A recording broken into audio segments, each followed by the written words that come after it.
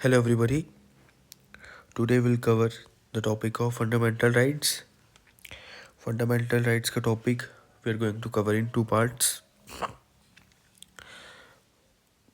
आज का जो लेक्चर रहेगा वो एक बहुत ही नॉर्मल वे में रहेगा, जिस टाइप का मेरे को लगता है GKSSB पूछेगा, क्योंकि वो इतनी डिटेल में तो नहीं जाएगा. जस्ट वो एक आर्टिकल पूछेगा और वो उसका नंबर पूछेगा कि ये आर्टिकल कौन से आर्टिकल में मेंशन है. और एक लेक्चर हम कल लेके आएंगे जो थोड़ा सा डिटेल्ड होगा फंडामेंटल राइट्स के बारे में. लाइक अगर कोई PSC का स्टूडेंट होगा तो उस टाइप का लेक्चर होगा. वो थोड़ा ज़्यादा डिटेल में होगा, जिस टाइप के क्वेश्चन UPSC या बाकी स्टेट PSCs वगैरह पूछते हैं. तो पहले तो हम इस लेक्चर में थोड़े नॉर्मल से फैक्ट्स जानेंगे, बस इससे ज़्यादा कुछ नहीं होगा इसमें. अब फंडामेंटल राइट्स क्या है? These are essential for the all-round development of our country. ठीक है. They establish the government of law. ठीक है, not government of men. कि कानून पे आधारित गवर्नमेंट चलेगी. ठीक है. यही these fundamental rights are necessary for keeping government as well as citizen on their toes. अब गवर्नमेंट को टोज पे कैसे रखेगी? भाई गवर्नमेंट हमारे फंडामेंटल राइट्स को ब्रीच नहीं कर सकती. अगर वो कुछ अमेंड कर सकता है हमारा पार्लियामेंट, तो उसके लिए भी सुप्रीम कोर्ट बैठा हुआ है कि ये चीज़ गलत है, this is not in the favour of citizens, तो वो उसको अनकॉन्स्टिट्यूशनल डिक्लेयर कर देगा. ठीक है. और सिटीजन्स को कैसे टोज पे रखेगी कि अब गवर्नमेंट राइट्स के साथ छेड़खानी नहीं कर सकती है, तो सिटीजन्स भी नहीं कर सकते हैं. लाइक अगर आर्टिकल 21 है, उसमें मेंशन्ड है राइट टू लाइफ, तो आप किसी की लाइफ तो नहीं छीन सकते ना. सिटीजन्स को भी है. एक इंसान दूसरे को हार्म नहीं कर सकता. No one can be discriminated. तो ये दोनों पे एप्लीकेबल है. अब फंडामेंटल राइट्स के कुछ फैक्ट्स देखते हैं. These are adopted from the constitution of USA. ये हमने सोर्स ऑफ कॉन्स्टिट्यूशन वाले पार्ट में भी पढ़ा था. And these are provided in the part 3 of our constitution. ठीक है. पार्ट 3 जो ओरिजिनल कॉन्स्टिट्यूशन में पार्ट 3 था, लाइक ओरिजिनल कॉन्स्टिट्यूशन में जो पार्ट 3 में राइट्स मेंशन थे, उनको हम मैग्ना कार्टा बोलते थे. लेकिन उसके बाद जो फर्दर अमेंडमेंट्स में जो हमारे राइट्स चेंज हुए, like right to property repeal हो गया है या फिर वेरियस अदर राइट्स, तो अब हम उसको मैग्ना कार्टा नहीं बोल सकते. ठीक है. अब these fundamental rights were also discussed in Nehru report. अब एक स्टेटमेंट आ जाएगी किस दिन, लाइक अब GKSS भी थोड़े स्टेटमेंट बेस्ड क्वेश्चन भी पूछ रहा है, लाइक जैसे पटवारी के पेपर में हम सब ने देखा था, तो हमें उस तरह से ही प्रिपेयर करना है ताकि इजी क्वेश्चन आए तो भी हम उसको लीव ना कर सके, और थोड़ा टफ क्वेश्चन भी आ जाए तो भी हम उसको सॉल्व कर सकें. तो हमारे कॉन्स्टिट्यूशन में 6 राइट्स मेंशन है. And these rights are right to equality, article 14 से 18 में मेंशन है. राइट टू फ्रीडम, आर्टिकल 19 से 22 में मेंशन है. Right against exploitation, it is mention in article 23 and 24. Right to freedom of religion, it is mention in article 25 to 28. और cultural and educational rights, these are mention in 29-30. और right to constitutional remedies, article 32 में mention है. ये वही right है जिसको BR Ambedkar ने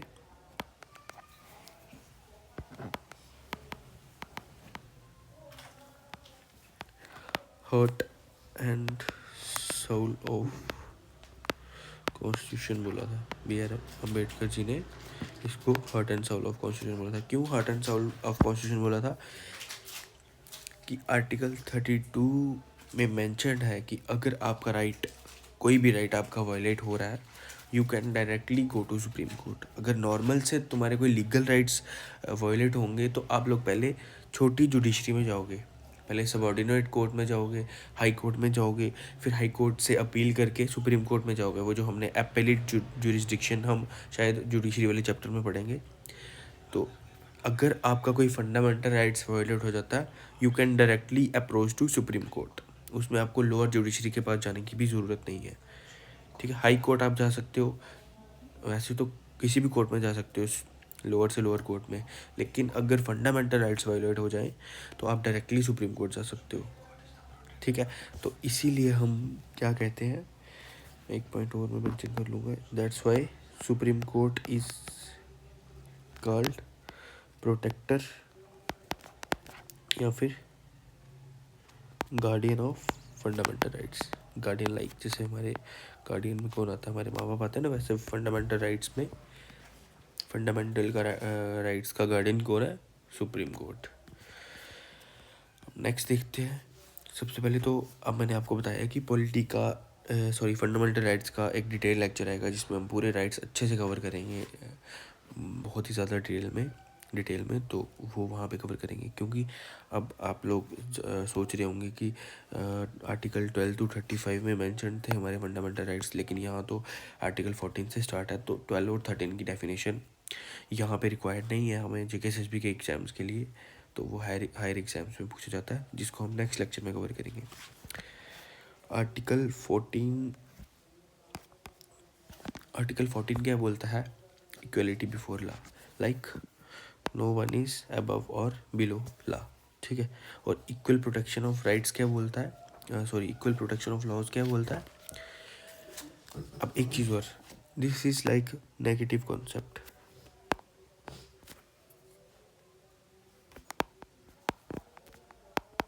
and this is positive concept. Why? अब इक्वलिटी बिफोर लॉ क्या बोलेगा, रूल ऑफ लॉ, ठीक है। नो वन इज अबव और below the law, like there are some absence of privileges, ठीक है, कोई एक्स्ट्रा प्रिविलेजेस नहीं मिलेंगे, एक्सेप्शन है कुछ, हम नेक्स्ट पार्ट में ही डिस्कस करेंगे। लाइक प्रेसिडेंट को, गवर्नर को, MLA MPs को जो प्रिविलेज मिलते हैं, लाइक हमने वो पढ़ा था ना, पार्लियामेंटेरियंस को प्रिविलेज मिलते हैं, जो वही प्रिविलेजेस हैं कि कुछ एक्सेप्शन है जो कि हम थोड़ी डिटेल वाले लेक्चर में देखेंगे, यहाँ पे इसको देखने की ज़रूरत नहीं है। और ये पॉजिटिव कॉन्सेप्ट क्यों है, equal protection of laws, like सब लोग को इक्वल ट्रीटमेंट मिलेगा। अगर कोई गरीब है उसको उस तरह से देखा जाएगा, अगर कोई अमीर है उसको, लाइक इस बेस्ट एग्जांपल है इसकी टैक्स जो हम पे करते हैं, इनकम टैक्स, GST तो भाई सब बराबर ही पे करेंगे, टैक्स, इनकम टैक्स जो है वो एक बेस्ट एग्जांपल है इक्वल प्रोटेक्शन ऑफ लॉज की। लाइक जो 3 लाख इनकम अर्न कर रहा है उसको उसी स्लैब का टैक्स पे करना पड़ेगा, और जो 10 लाख की इनकम अर्न कर रहा है उसको उस टैक्स स्लैब का टैक्स पे करना पड़ेगा। तो दिस इज़ द डिफरेंस। अब आर्टिकल 15 क्या बोलता है, prohibition of discrimination on grounds of religion, race, caste, sex और place of birth. No one is discriminated on the basis of these 5 जो कि मेंशन्ड है, ठीक है। अब अगेन इसके भी कुछ एक्सेप्शन एग्जिस्ट करते हैं, वो हम थोड़ा डिटेल वाले लेक्चर में देखेंगे। आर्टिकल 16 क्या बोलता है, equality of opportunity in public employment, ठीक है। यहीं पे हमारा जो है, मैं थोड़ा मैं यहाँ पे बताता चलूँ, यहीं पे आर्टिकल 16 के अंडर ही जो हमारा लाइक SC/STs की रिजर्वेशन है एजुकेशनल एम्प्लॉयमेंट में, ठीक है, ये 93rd अमेंडमेंट में हुआ था। और ये EWS वाला जो 1/3 कॉन्स्टिट्यूशनल अमेंडमेंट में हुआ था, ये आर्टिकल 16 के अंडर ही आया था। आर्टिकल 17 क्या कहता है, आर्टिकल 17 से एबोलिशन ऑफ अनटचेबिलिटी, कि अगर आप अनटचेबिलिटी को प्रैक्टिस करते हुए पाए गए तो यू आर पनिश्ड।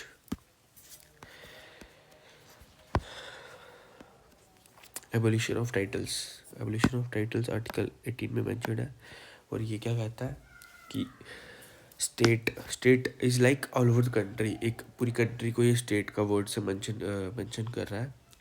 स्टेट कोई टाइटल देगा नहीं, और जो सिटीज़न है वो कोई टाइटल लेंगे नहीं फॉरेन कंट्री से।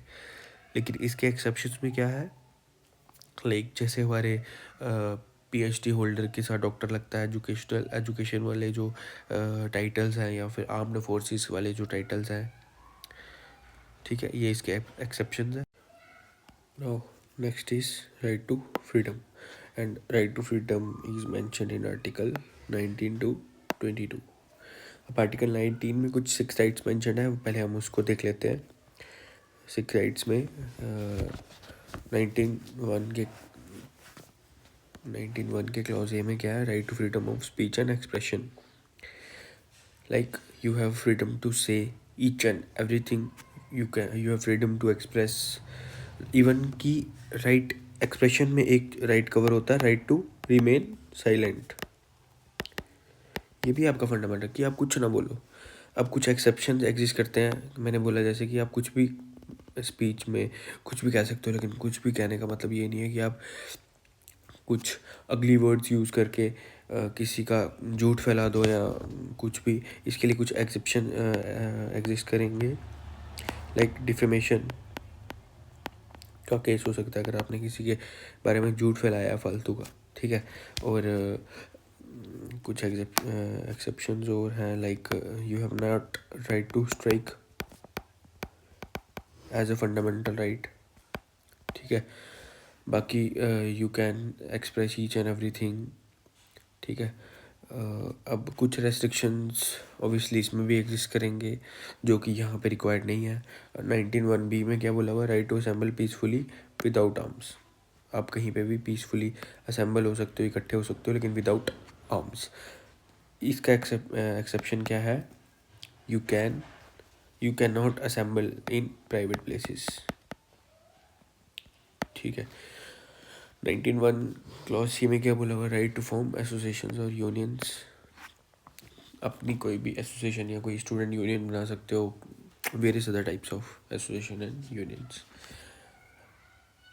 लाइक इसका मैं एक एग्जांपल से बताता हूँ, जैसे कि 97th कॉन्स्टिट्यूशनल अमेंडमेंट में क्या इंसर्ट किया गया था, you have right to form cooperative societies. ये भी 91 क्लॉज सी में कवर्ड है, जैसे कि अमूल एटस्ट्रा। Right to article 19(1) clause D में क्या मेंशन है, right to move freely throughout the territory of India. आप पूरे इंडिया में कहीं भी घूम सकते हो। इसके भी कुछ एक्सेप्शंस हैं। शेड्यूल्ड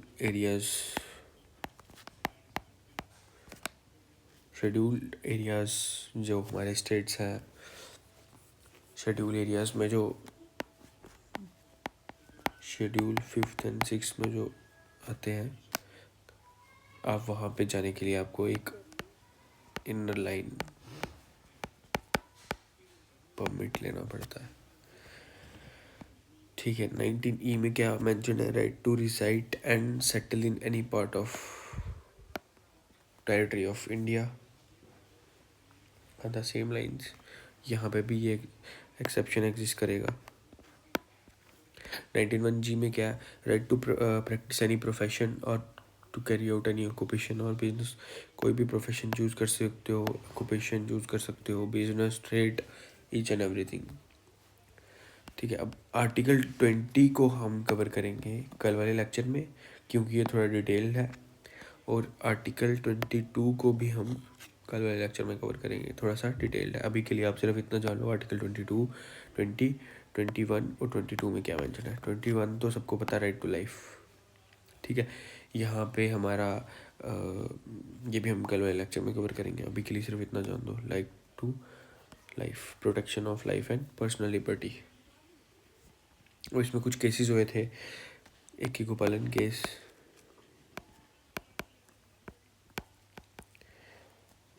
ठीक है, जिसमें क्या बोला गया था यार, ये हम कल डिस्कस करेंगे।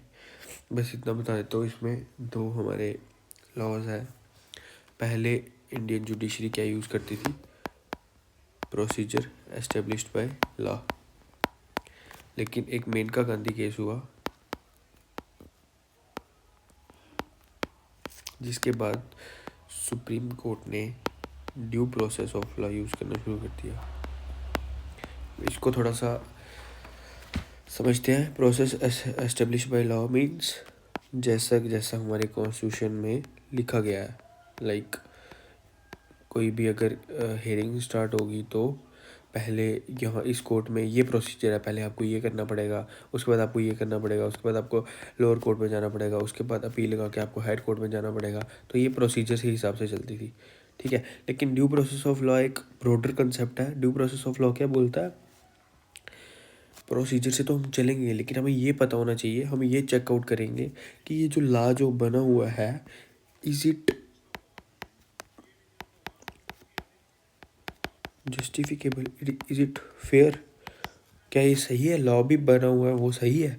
तो ये due process of law judiciary ने मेनका गांधी केस में एस्टेब्लिश किया, ठीक है। अब हमारा आर्टिकल 22 तक कवर हो गया।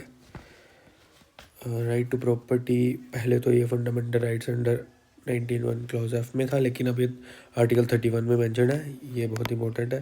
And now it is not a fundamental rights, बल्कि इट्स अ लीगल राइट, ठीक है।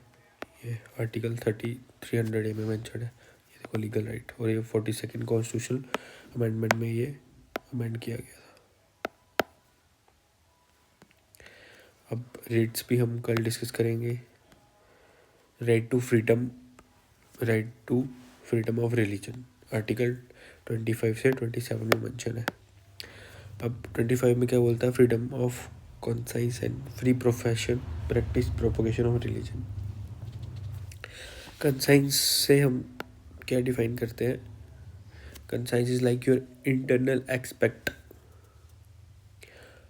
ठीक है, internal aspect to shape his her role with God. Like आप भगवान को किस तरह से, किस नज़रिए से देखते हो। लाइक इसकी बेस्ट एग्जांपल है मीराबाई।